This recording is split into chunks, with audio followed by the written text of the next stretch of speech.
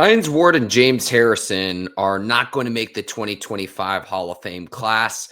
We found out today on Saturday, December the 28th, who the finalists are for the Pro Football Hall of Fame. And there's the argument that there's too many Steelers in the Pro Football Hall of Fame. I'm going to make the case that these two should be considered in future classes. And that's not to take away from any of the finalists chosen, but I'm going to make a pretty compelling case why this is absolutely ridiculous that neither player, James Harrison or Hines Ward, are finalists for the 2025 Pro Football Hall of Fame class.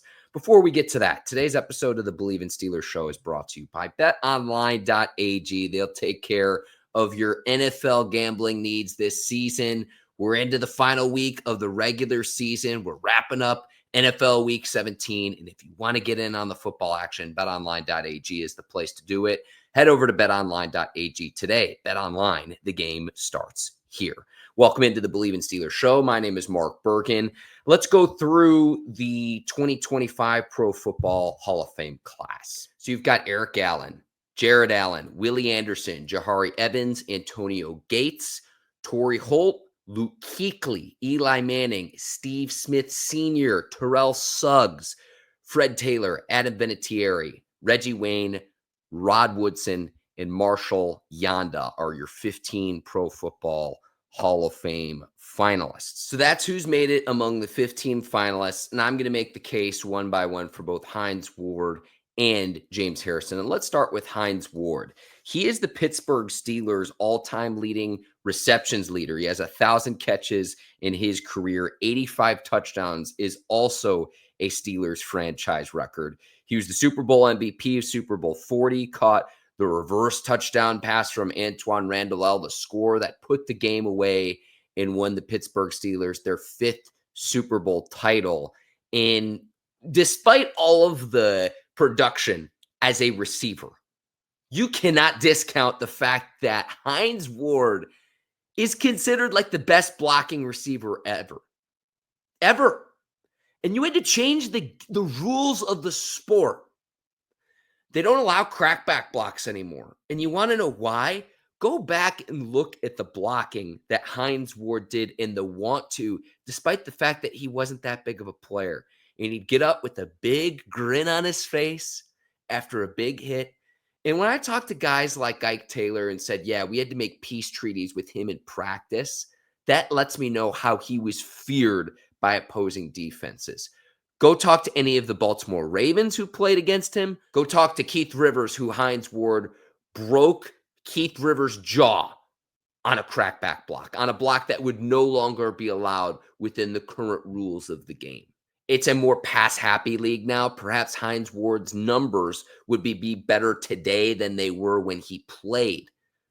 But when I look at the fact that he has more catches than Torrey Holt, who is a finalist, and he has more touchdowns than the other 3 wide receiver finalists, I scratch my head. Now, let me make the case for James Harrison, who has the greatest defensive play in Super Bowl history and also has perhaps the most dominant single game in the history of the sport. And we're also talking about a player who had to work his way into the league, so his stats might not be all the way there. And he also wasn't asked to rush the passer on every single play because of him being an outside linebacker for the Pittsburgh Steelers in a 3-4 defense. And if you don't want to take my word for it, let's listen to his former teammate on the Steelers, Ike Taylor, who provided some comments after a year ago. Harrison says that he doesn't deserve to make the Hall of Fame. That's not the case. Let's listen to what Ike has to say. Deebo is well deserving of getting his ass in the Hall of Fame. You talking about a player who dominated, a player that people feared, whether it was a quarterback, a running back, or a wide receiver, whether it was an offensive coordinator, whether it was a special teams coach, they feared James Harrison. So I respect Deebo because that's just what we do. We keep it 100 with each other. Deebo looking at it like the Hall of Fame should be red carpet only.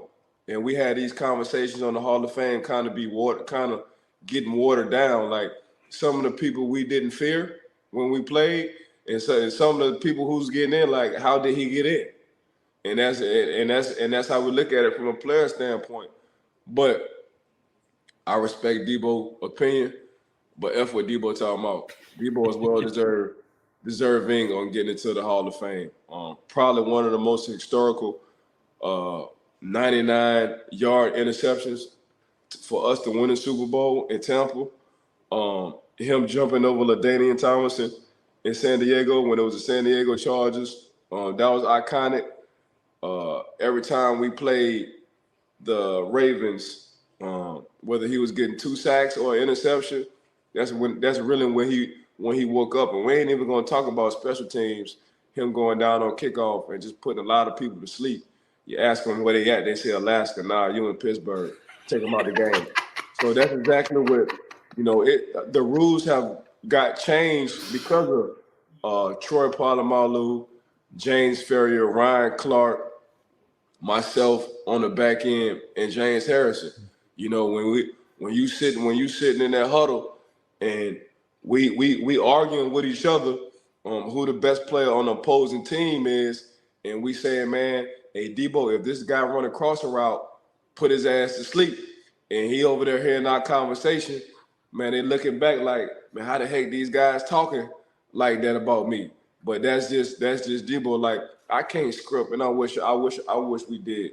They tried to mic me up, but they said it was too much profanity. They couldn't even get a sentence out on me. They said, we can't even use this. We can't even use like one sentence. But Debo, man, people feared Debo, and he's well deserving. Heck with the stats, and I know that's what Debo probably talking about. And Debo had a late start too. Mm-hmm. Debo bounced around from us to the Ravens, then he went Canadian, then he came back to us. So you take about 5 years off of Debo, and if you added 5 more years to Debo's career, ain't no telling what the young man would have had statistically. But just to come in and doing what he did, and to be feared, like people fear Debo, so, and that's why I see what he's saying. I'm just guessing statistically wise on him with the Hall of Fame. But Debo, I'm telling Debo, you was feared, bro. Did you see it in opposing players' eyes or their body language, Ike? Me and Debo, like after year 8, was 8 or 9, when I was just sitting on one side, it was me and Debo on one side. Like, he was outside linebacker and I was the right corner. And once that happened, like, Debo used to say, man, hold that MF and receiver up so I can get his ass out the game for you, Ike. And while these guys walking back to the huddle, they're like, oh, man, these dudes ain't playing. And then when they went, I'm gonna tell you how real it was. When they went from our targeting area, because we was putting everybody to sleep, so everybody thought that it was coming from Alaska because they didn't remember what it was, right? After we started doing that, they start saying you can't target the head area, so they gave us a target. Now picture you as a receiver, Mark. Mm-hmm. Picture you as a receiver. You already know how defense coming in between the 2005, the 2010 era, right? You know how we coming. We some savages, kamikaze kind of guys, right? So they changed the targeting area for us, right? So picture as a receiver or a running back or a tight end.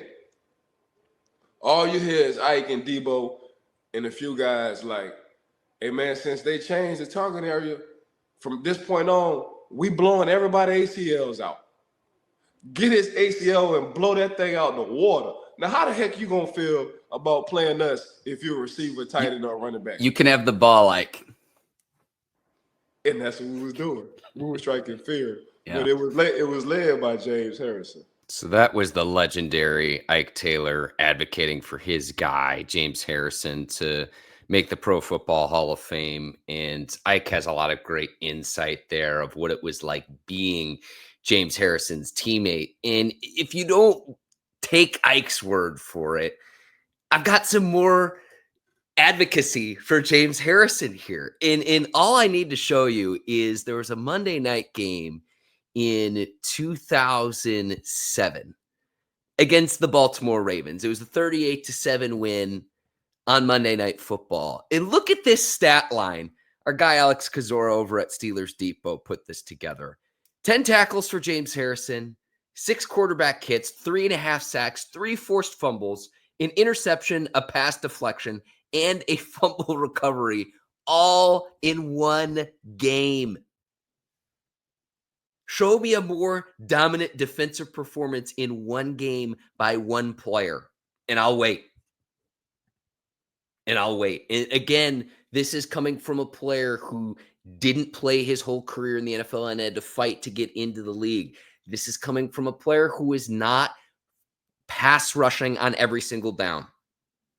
I have that from Ike and other teammates who have advocated on his behalf about what his responsibilities were at the outside linebacker position for the Pittsburgh Steelers. Another perspective I want you to hear was James Harrison's teammate, Daniel Wilcox. They played together in NFL Europe, and then Daniel played against James Harrison when Daniel was a member of the Baltimore Ravens. Take a listen to Daniel's commentary.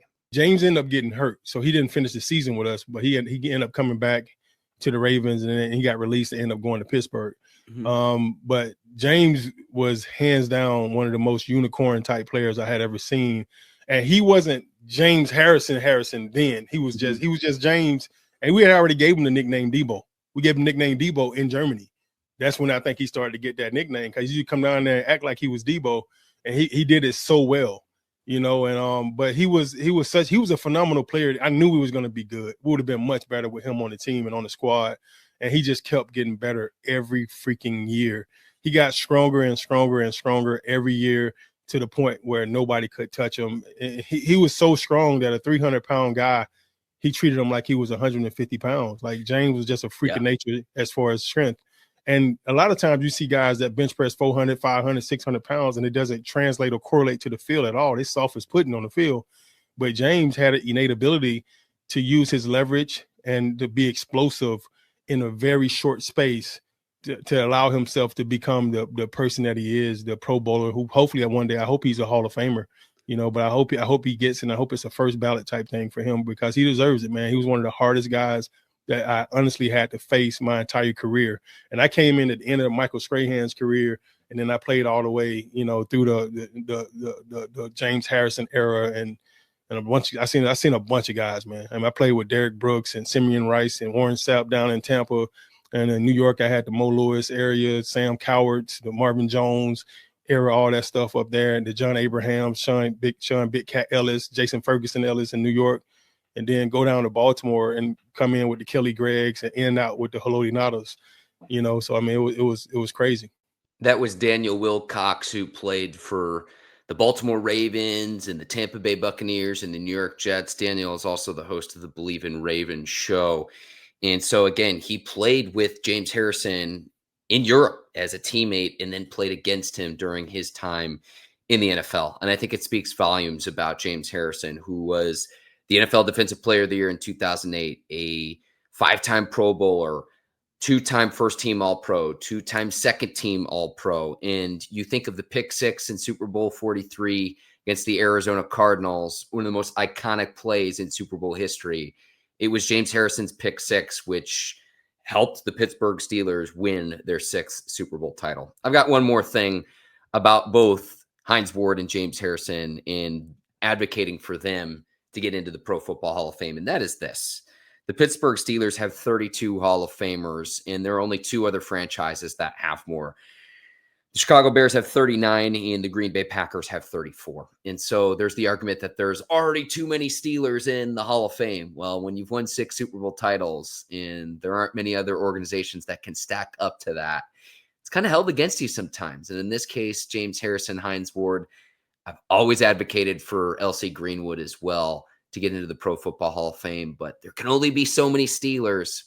I'm going to argue differently. This coming week on the Bleav in Steelers show, we'll get you ready for the regular season finale when the Steelers host the Cincinnati Bengals. We'll also get you ready for all of the different playoff scenarios of which seed the Steelers could get and which team they could potentially play when it comes to the NFL playoffs. So keep it here on the Bleav in Steelers show. I want to thank today's presenting sponsor, BetOnline. And if you enjoyed today's program, leave us a 5-star review on Apple and Spotify. And if you haven't already, hit that subscribe button on the Mark Bergin YouTube channel. My name is Mark Bergin. It's been another edition of the Bleav in Steelers show. We'll see you for this coming week, the finale, Steelers, Bengals. Until then, take care and so long, everybody.